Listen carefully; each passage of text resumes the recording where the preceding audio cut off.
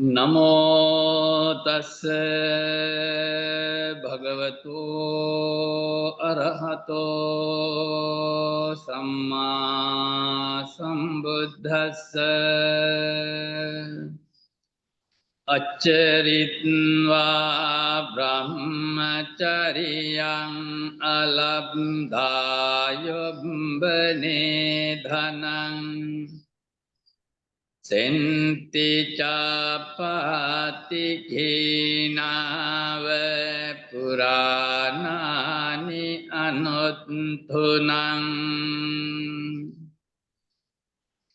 इस प्रकार जिन लोगों ने जीवन के प्रथम काल में धर्माभ्यास शिक्षा ग्रहण नहीं करता और युवा अवस्था में धन नहीं कमाता, वे लोग धनुष से निकला वाण की तरह अपनी बीती बातों की प्रशंसा करते हुए चिंतित होकर पड़े रहते हैं।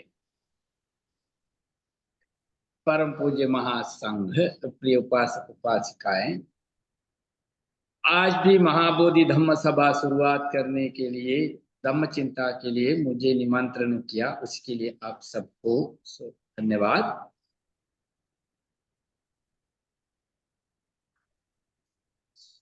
हर सप्ताह की तरह इस बार भी हमने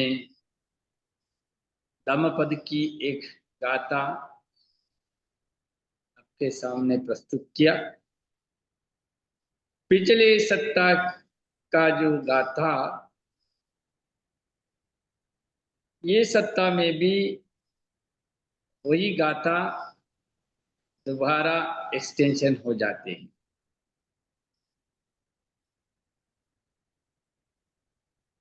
ये जोड़ी गाथा है। इससे पहले भी हम लोगों को एक जोड़ी गाथा मिला। इस बार भी पिछले सप्ताह इसी सप्ताह में ये गाथा जोड़ी गाथा है, इसलिए ये दोनों गाथा के लिए कथाएं भी एक ही कथा है, दो कथा नहीं है। इसमें से भी सम्यक संबुद्ध ने और स्पष्ट करते हैं।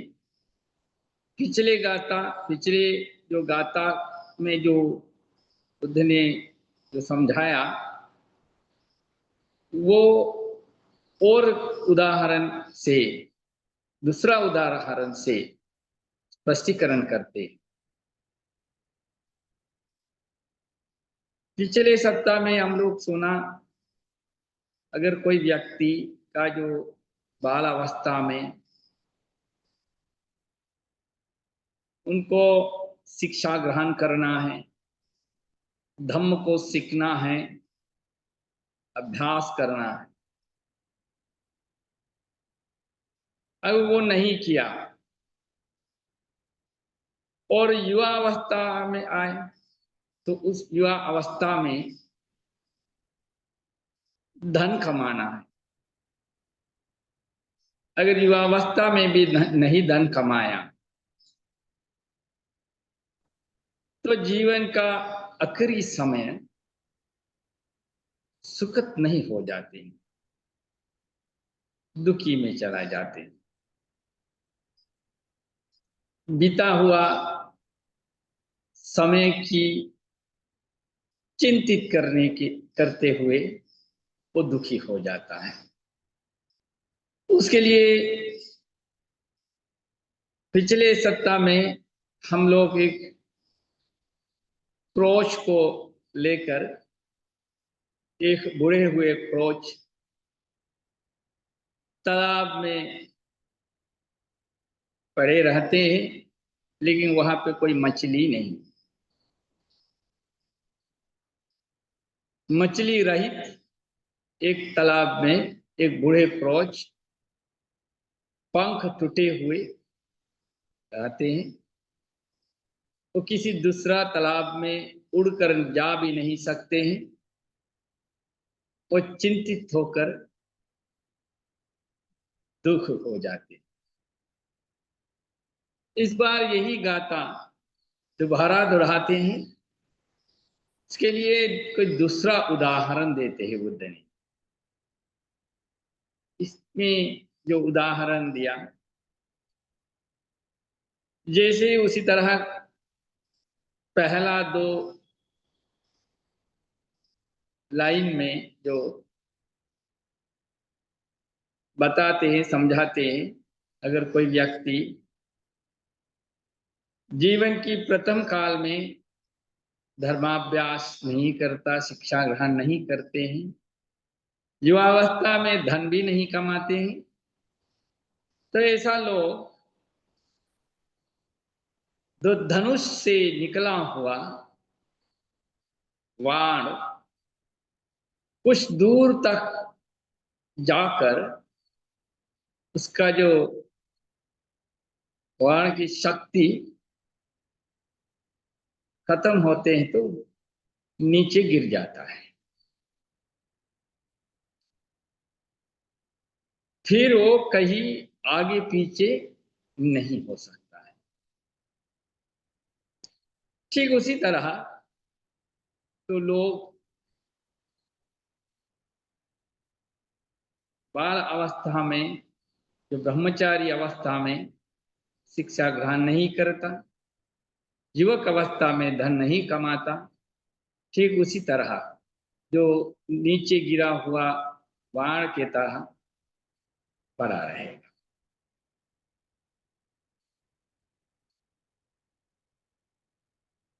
पिछले सप्ताह का जो कथा हम सारांश में फिर याद कराएंगे इस सप्ताह में भी।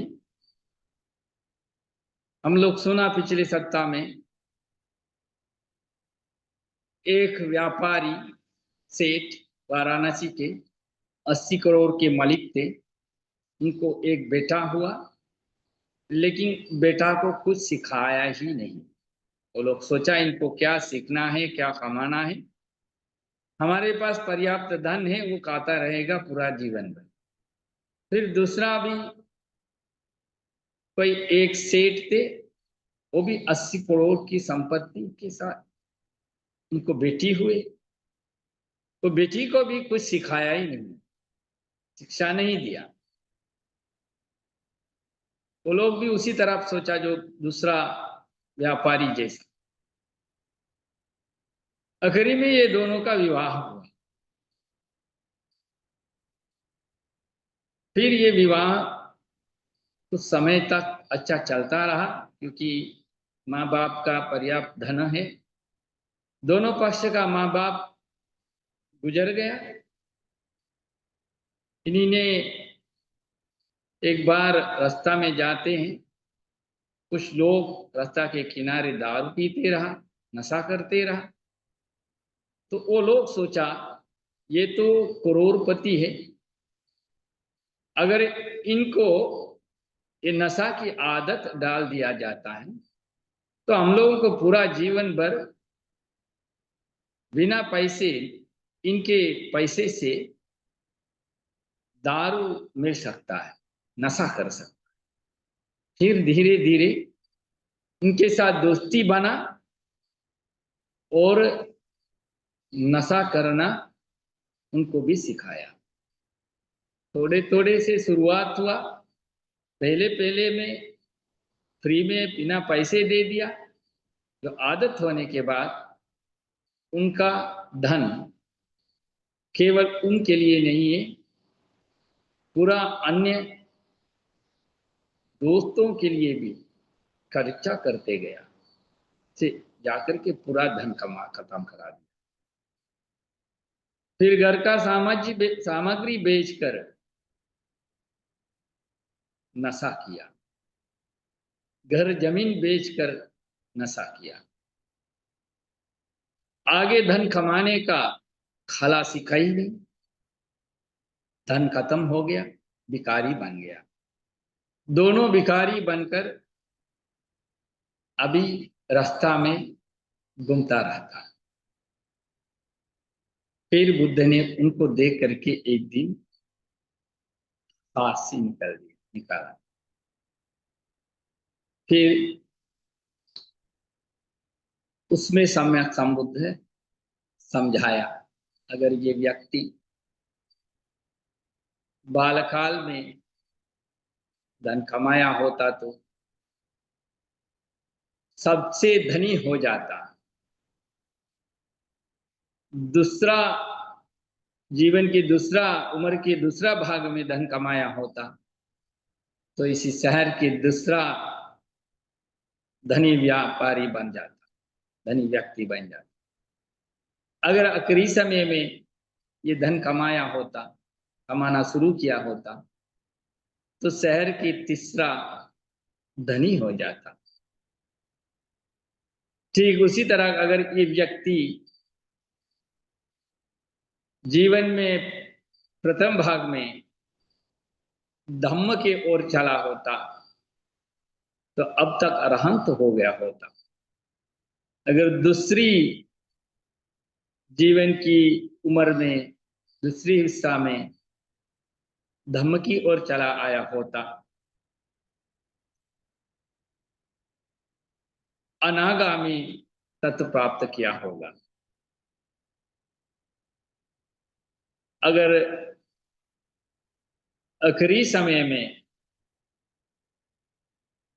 इन्होंने धम्म की ओर आया होता, सकृदागामी प्राप्त किया होगा, तत्व को प्राप्त किया होगा। इसी तरह सम्यक संबुद्ध ने भिक्षुओं को समझाया, जो हमारा जीवन काल में जो करना है, कोई भिक्षु होगा, श्रमण होगा,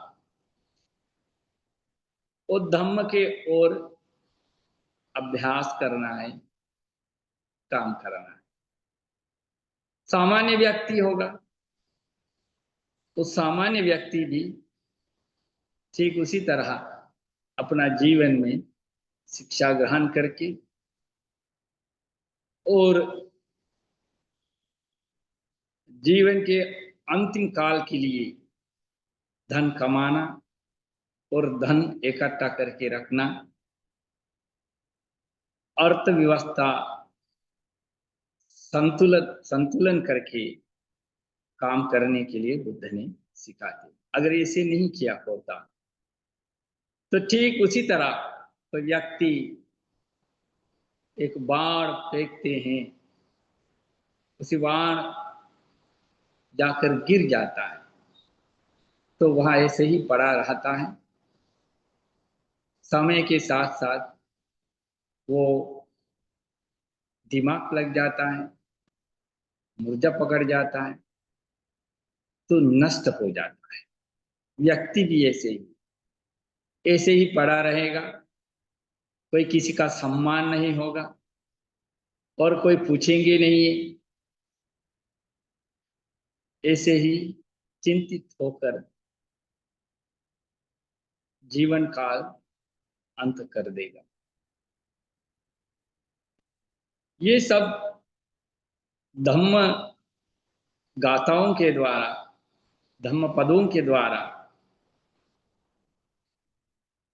जो सामान्य व्यक्ति के लिए, गृहस्थी के लिए और जो गृह त्याग किया, श्रमण बन गया, भिक्षु बन गया, उनके लिए भी बुद्ध ने बराबर उपदेश देते हैं, जो जीवन को सुखद बनाने के लिए, सही दिशा देने के लिए। इसलिए आप और हम सब के लिए बुद्ध के इन वाणी बहुत उपयोगी है, सहयोगी है, तो हमारा जीवन को सुखद बनाने के लिए। इतना से आज धम्मोपदेश समाप्त करते हैं और आप सब सम्यक संबुद्ध के इन धम्म पद पर चलने के लिए आप सबको आशीर्वाद करते, प्रेरणा देते हैं और आशीर्वाद भी करते हैं सबको इस पद पे चलकर जीवन को वर्तमान और जीवन की अंत का पूरा जीवन भर सुखद रहने के लिए।